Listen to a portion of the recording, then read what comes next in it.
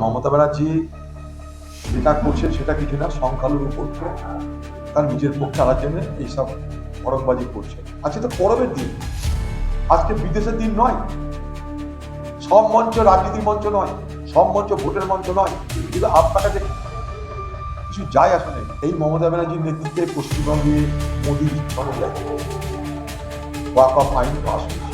কারণ পশ্চিমবঙ্গের তৃণমূল পার্টি, তৃণমূলের সরকার সম্পূর্ণভাবে নির্বাচন কমিশনকে সহযোগিতা করেছে, কিচ্ছু করেনি। নির্বাচন কমিশন তো চাইবেই যে আজকে কেন্দ্রের সরকারের অঙ্গুলি হেলনে এদিক ওদিক করতে। আমরা জানতাম যত ভোট আসবে দিদির ধাপ্পাবাজির বন্যা বইতে থাকবে। রেড রোডে ঈদের মঞ্চ থেকে ফের এফআইআর প্রসঙ্গে কমিশন বিজেপিকে নিশানা মমতার। অনেকের এই নাম কাটা যাবে, তবু লড়াই জারি থাকবে। মোদিজিকে কারোর অধিকার কেড়ে নিতে দেবো না, বাংলাকে যারা টার্গেট করে তারা নরকে যাবে। সব মঞ্চ, এই যে মঞ্চ ছিল আজকে, সেখান থেকে এসআইআর নিয়ে মানুষের কাছে ভুল বার্তা পৌঁছে দিচ্ছেন কি মমতা? দেখুন, মমতা ব্যানার্জি যেটা করছেন সেটা কিছু না, সংখ্যালঘু ভোটকে তার নিজের পক্ষে আনার জন্য এইসব ভড়কবাজি করছেন। এই মমতা ব্যানার্জির নেতৃত্বে পশ্চিমবঙ্গে মোদীর ইচ্ছা অনুযায়ী ওয়াকফ আইন পাস হয়েছে এবং ওয়াকফ আইন মোতাবেক এই বাংলায় সমস্ত ওয়াকফ সম্পত্তিকে রেজিস্ট্রেশন করা হচ্ছে, কোনো প্রতিবাদ হয়নি। আজও বাংলায় কত ওয়াকফ সম্পত্তি দখল হলো বা সমাজের কাছ থেকে কেড়ে নেওয়া হলো বা কেড়ে নেওয়ার অবস্থা তৈরি হলো, তার কোনো ব্যাখ্যা নেই। এসআইআর কাণ্ড প্রথম দিন থেকে রাহুল গান্ধীর নেতৃত্বে আমরা নির্বাচন কমিশন, কেন্দ্রের বিজেপি সরকারের বিরুদ্ধে লাগাতার বলে চলেছি, প্রতিবাদ করে চলেছি, হাইকোর্ট সুপ্রিম কোর্ট সব করেছি। মমতা ব্যানার্জি যদি পশ্চিমবঙ্গে দৃঢ় থাকতেন যে যা খুশি আমি করতে দেব না, তাহলে আজ এই অবস্থা হতো না। কারণ একটাই, ভারতবর্ষের কোনো রাজ্যে কিন্তু এটা হয়নি, যেটা পশ্চিমবঙ্গে হলো। এটা রাজ্যের ব্যর্থতা ছাড়া কি? আর রাজ্য সরকারের ব্যর্থতার সব রাজ্যে মুসলমান আছে। তামিলনাড়ু কিন্তু বিজেপি সরকার নয়, কিন্তু কেরল বিজেপি সরকার নয়, কিন্তু কোথাও এই সমস্যা হয়নি। অবিজেপি সরকারের নেত্রী মমতা ব্যানার্জি পশ্চিমবঙ্গে, সেই পশ্চিমবঙ্গে কেন এরকম অবস্থা হলো, এটা তো তদন্ত করা দরকার। কারণ পশ্চিমবঙ্গের তৃণমূল পার্টি, তৃণমূলের সরকার সম্পূর্ণভাবে নির্বাচন কমিশনকে সহযোগিতা করেছে, কিচ্ছু করেনি। এই ঝামেলাটা মমতা ব্যানার্জি এবং নির্বাচন কমিশন তো চাইবেই যে আজকে কেন্দ্রের সরকারের অঙ্গুলি হেলনে এদিক ওদিক করতে। আমরা জানতাম এটা, এই লড়াইটা রাহুল গান্ধী লড়েই চলেছে। কিন্তু মমতা ব্যানার্জি সব জেনে শুনে কেন তাদেরকে মদত দিলে এবং এই জটিলতা সৃষ্টি করলো? পশ্চিমবঙ্গে যারা বিডিও, এআরও, এইআরও, ডিও, তারা কি নামের পাশে মোহাম্মদ লাগাতে হয় কি শেখ লাগাতে হয়, সি লাগাতে হয় না শ্রীমতী লাগাতে হয়, তারা কি জানে না? এখন নাটক করছেন দিদি, আপনি নাটক করছেন। প্রথম দিন থেকে কেন বিরোধিতা করেননি? প্রথম দিন থেকে কেন সুপ্রিম কোর্ট করেননি? প্রথম দিন থেকে কেন বিধানসভায় প্রস্তাব পাস করেননি? সব কিছু হয়ে যাওয়ার পর এখন নখরা করছেন আপনি, তাও ঈদের দিনে, একটা পরবের দিনে আপনি নখরা করছেন। হ্যাঁ, এই মুসলমানদেরকে বলছেন না যে সরকারি টাকা খরচ করে আমি মন্দির করি, সরকারি টাকা খরচ করে আমি মহাকাল করি, সরকারি টাকা খরচ করে দুর্গা মন্দির করি, বলছেন না তো সে কথা? হ্যাঁ, পশ্চিমবঙ্গের মুসলমানদেরকে আপনি বলেন দুধেল গায়, সেটা বলা যে অন্যায়, তা তো বলছেন না আপনি। পশ্চিমবঙ্গের শিক্ষিত বেকারদের জন্য যে রিজার্ভেশন ছিল ওবিসি, সেটা যে আপনার রাজ্যের ব্যর্থতার কারণে তাদের হাতের বাইরে চলে গেল, তা তো কিছু বলছেন না। পশ্চিমবঙ্গে আপনার নেতৃত্বে কত আরএসএস এর শাখা সংগঠন হয়েছে, তা তো বলছেন না। পশ্চিমবঙ্গে কত মাদ্রাসাকে রেজিস্ট্রেশন করবো বলেও আপনি রেজিস্ট্রেশন করাননি। 10,000 মাদ্রাসাকে রেজিস্ট্রেশন করে দেবেন বলেছিলেন আপনি, তা যে হলো না। 1-150 হলো না আজ পর্যন্ত। 1000 তো ছেড়ে দিন, 10,000 ছেড়ে দিন, 100-150 কখনো মাদ্রাসা রেজিস্ট্রেশন করতে পারেননি আপনি। তো তার কথা তো কিছু বলছেন না। ও, মুসলমানদের ভোটের দরকার, মুসলমান আপনার জীবনে ভোটের দরকার, তাই ঈদ হোক বকরিদ হোক মোকা পেলে আপনি এই ভড়ংবাজি শুরু করবেন। বাংলার মুসলমান সমাজ বারবার এই মমতা ব্যানার্জি ধোকাবাজিতে পা দেবেন না। ঠগানো হচ্ছে আপনাদের, অধিকার না দিয়ে শুধুমাত্র ভোট ব্যাংক হিসেবে ব্যবহার করা হচ্ছে। আমরা সাম্প্রদায়িক বিজেপি, সাম্প্রদায়িক তৃণমূল, স্বৈরাচারী তৃণমূল, সকলের বিরুদ্ধে লড়বার জন্য আমরাও ময়দানে আছি, ভুলে যাবেন না। বলছে যে জোর করে সরকার কন্ট্রোল করতে চাইছে, অঘোষিত রাষ্ট্রপতি শাসন জারি করা হয়েছে, এই মঞ্চটাকে ব্যবহার করছে না। তার মানে তো এইটাই, উনি কদিন আগে কি বললেন যে পশ্চিমবঙ্গে একটা অংশ যদি মনে করে সবকে মেরে ষাট করে দিতে পারে, সবকে মেরে ঘরে ঢুকিয়ে দিতে পারে, ঠিক সেই কায়দা, যে কায়দায় আমাকে বহরমপুর লোকসভায় হারানো হয়েছিল। 70 ভাগ হিন্দু, এই 70 ভাগ মুসলমান, 30 ভাগ হিন্দু। মুসলমান মনে করলে মেরে হিন্দুকে গঙ্গায় ভাসিয়ে দিতে পারে। মমতা ব্যানার্জি সেই ফর্মুলা নতুন করে আবার বলতে চাইছে, অন্য ভঙ্গিমাতে।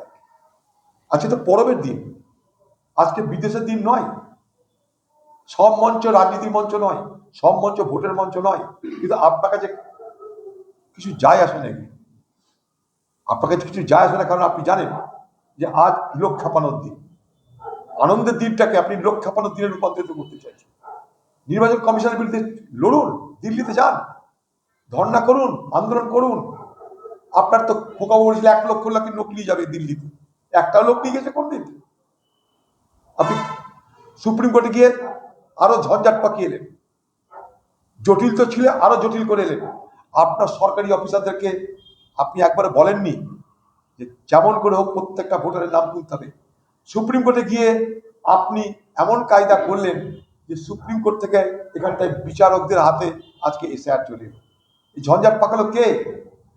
আপনি পাকিয়েছেন এই ঝঞ্ঝাট। কেন পাকিয়েছেন আপনি জানেন। আজকে পশ্চিমবঙ্গে আপনি ব্যর্থ, স্বাস্থ্য, শিক্ষা, কর্ম সব কিছুতে ব্যর্থ। তাই মানুষের দৃষ্টি ঘোরাতে হবে। ঘোরাতে গেলে নতুন বিষয় চাই, নতুন বিষয় এসআইআর। সমস্যার সমাধান না করে সে এসআইআরকে বাঁচিয়ে রাখে, যেটা পশ্চিমবঙ্গ সরকার পারত সমাধান করতে। তাদের সরকারের পরিচালিত সমস্ত প্রতিষ্ঠানকে ব্যবহার করে, বিডিও, এসডিও, ডিএমদেরকে ব্যবহার করে সেটা উনি করেননি পরিকল্পিতভাবে। গতকাল লিফটে মৃত্যুর ঘটনা ঘটলো। এই যে হাসপাতালের মধ্যে এত যে চিকিৎসার যে গাফিলতি বা বিভিন্ন রকম যে অব্যবস্থা, তার মধ্যে আবার তৃণমূল সরকার যে কালকে ইস্তেহার প্রকাশ করেছে যে দুয়ারে চিকিৎসক, এটা কি নিছক একটি প্রতিশ্রুতি? এটা মানুষের সঙ্গে, বাংলার মানুষের সঙ্গে রসিকতা করছে।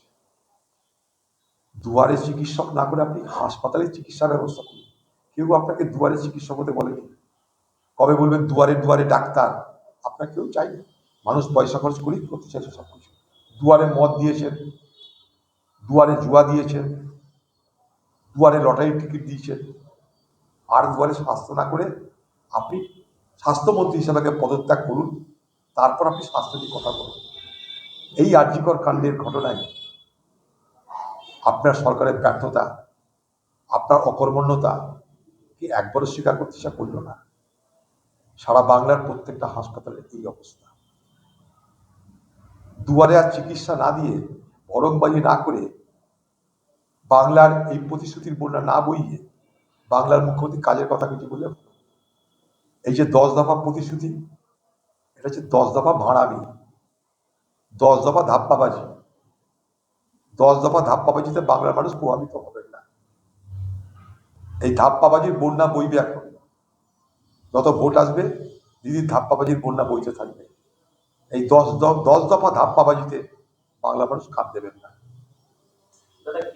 কমিশনের বড় নির্দেশ, সদ্য বদলি জেলা শাসকদের বাংলো খালি করার জন্য নির্দেশ দিয়েছে। এই নিয়ে মমতা সড়ক হয়ে বলেছে যে জেলা শাসকরা বাংলো না ছাড়ায় বিস্তৃত কমিশন বিজেপি লোকরা। দেখুন, আমাদের বক্তব্য নির্বাচন কমিশন ভার্সেস মমতা নয়। আমাদের বক্তব্য এই বাংলায় আপনি কি করেছেন আর বাংলা কি চাইছে। প্রতিদিন বাংলা মানুষকে গোল ঘাটাবেন না। আপনারা নির্বাচন কমিশনের এই মিউচুয়াল গেমে বাংলা মানুষকে ফাঁসাবেন না। আপনি সমস্ত ভোটের ন্যারেটিভটাকে পাল্টে দিয়ে নির্বাচন কমিশন ভার্সেস বাংলা করতে চাইছেন। আমরা চাইছি আপনার নেতৃত্বে বাংলা, আর আমরা কোন বাংলা চাই সেই বাংলা। লুটেরাদের বাংলা হবে না লুটেরা মুক্ত বাংলা হবে? দুর্নীতির বাংলা হবে না দুর্নীতি মুক্ত বাংলা হবে? সন্ত্রাসের বাংলা হবে না সন্ত্রাস মুক্ত বাংলা হবে? আমরা চাই এটাই। বলো, আর নেই প্রশ্ন। সোমবারই প্রথম সাপ্লিমেন্টারি লিস্ট, তারপর থেকে প্রতি শুক্রবার করে অতিরিক্ত তালিকা বের করতে। দেখুন, আমরা প্রথম দিন থেকে বলে এসেছি প্রত্যেকটা বৈধ ভোটারের ভোটদানের অধিকার সুরক্ষিত করতে হবে। প্রতিটা বৈধ ভোটারের। আমরা মিছিল করেছি, মিটিং করেছি, সভা করেছি, কারণ একটা কথা বলেছি, বৈধ ভোটাররা যদি বঞ্চিত হয় ভোট দানে, তাহলে সেই ভোটকে কখনো অবাধ ভোট আমি বলতে রাজি না। বাংলার মুখ্যমন্ত্রীকে আমি দাবি করেছিলাম, চোরটা বাটপারদের জন্য, দুর্নীতিবাজদের জন্য, ধর্ষকদের জন্য সুপ্রিম কোর্ট যেতে পারছে। এই বাংলার বৈধ ভোটারদের ভোটের অধিকার সুরক্ষিত করবার জন্য আপনি কিন্তু সুপ্রিম কোর্টে গিয়ে এটা বলতে পারলেন না যে বৈধ ভোটার যতক্ষণ না বৈধতা পাবে ততক্ষণ বাংলায় ভোট হবে, এই কথা বলতে পারলেন না। আমি কিন্তু বলতে চাই যে বৈধ ভোটারদের ভোটের দেওয়ার অধিকার যতক্ষণ পর্যন্ত না সুনিশ্চিত হয় ততক্ষণ পর্যন্ত নির্বাচন হওয়াই উচিত নয় বলে আমি মনে করি। কারণ বৈধ ভোটার ভোট দেওয়ার অধিকার মানুষের সাংবিধানিক অধিকার।